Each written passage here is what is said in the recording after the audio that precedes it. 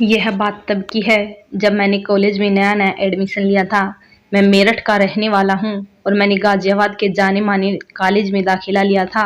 मैं जिस दिन कॉलेज में दाखिला लेने के लिए घर से निकला उस दिन पापा की ज़रूरी मीटिंग थी।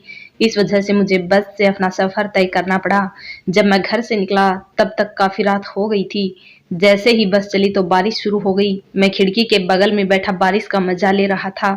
कंडक्टर आया तो मैंने उसको अपना टिकट दिखाया और सो गया। मेरी नींद तब खुली जब बस ढाबे पर रुकी। तेज बारिश की वजह से लोग बस में ही बैठे थे। मुझे भूख लगी थी तो मैं हिम्मत करके उतर गया और अपने लिए चाय ले आया। जब मैं वापस आया तो देखा कि मेरी सीट पर एक औरत बैठी हुई थी। मैं उसे अपनी सीट पर देख हड़बड़ा सा गया, पर वो मुझे देखकर मुस्कुराकर बोली, मेरी सीट पर पानी गिर रहा है, क्या मैं यहाँ बैठ सकती हूँ? मैंने हाँ में अपनी गर्दन हिला दी। मैं उसके बगल में बैठ गया। वो औरत थोड़ा भीग गई थी, इस वजह से कांप रही थी। मैंने उसे चाय दी तो उसने बिना कुछ कहे ले ली। फिर आधा कप पीने के बाद बोली, सॉरी मैंने आपकी सारी चाय पी ली। फिर मेरी तरफ कप करके बोली, अब आप पी लीजिए। उसने बड़ी ही कातिलाना हंसी के साथ बोली, जूठा पीने से प्यार बढ़ता है। उसकी इस अदा ने मैंने बिना सोचे समझे पूरी चाय एक घूंट में ही पी ली।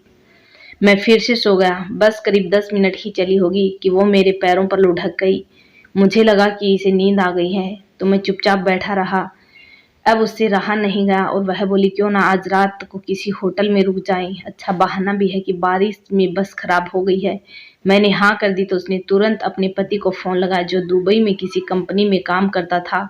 उसने कहा कि घर में सास ससुर को बता दो कि उसकी बस रास्ते में खराब हो गई और वो कल सुबह ही दूसरी बस पकड़ कर आएगी। उसके पति ने भी उसे किसी अच्छे होटल में रुकने की सलाह दे दी। मैं तो वैसे भी हॉस्टल के लिए निकला था, इसलिए मुझे कोई जल्दी नहीं थी। उसने अगले ही स्टॉप पर बस रुकवा दी। बारिश अभी भी हो रही थी पर हम दोनों बारिश का पूरा मजा ले रहे थे। फिर ध्यान आया, पहले होटल के रिक्शा तो ले लें। फिर हमने रिक्शा वाले को बोला कि किसी अच्छे होटल में ले चलें। हम फिर से मस्त हो गए। रिक्शा जल्दी ही होटल पहुंच गया। हम दोनों पूरी तरह से भीग गए थे। जब तक मैं रिक्शे वाले को पैसे दे रहा था तब तक उसने एक कमरा अपने नाम पर बुक कर लिया। वह पूरी भीगी हुई थी। होटल का स्टाफ उसे घूर रहा था। जैसे ही मैंने उसे अपनी तरफ बुलाया सब हम दोनों को देखने लगे। अब वो बहुत खुश हो गई। फिर हम दोनों अपने कमरे में घुसे। घुसते ही वो रोने लगी। मुझे लगा कि अब कुछ नहीं होगा, पर वो बेचारी खुद को संभाल के बोली, मेरे पति विदेश में नौकरी करते हैं, साल में 1-2 बार ही आते हैं। हमारे 2 बच्चे हैं, दोनों हॉस्टल में ही पढ़ते हैं। मेरी जिंदगी तो बेरंग हो गई है। मैंने उसे जोर से गले लगाया और कहा, मैं तुम्हारी जिंदगी में रंग भर दूंगा। सुबह जब मैं उठा तो उसके प्यार से चेहरे पर अलग ही चमक थी और वो किसी अप्सरा से कम नहीं लग रही थी। मुझे खुशी हुई कि अब बेचारी खुशी से तो रहेगी।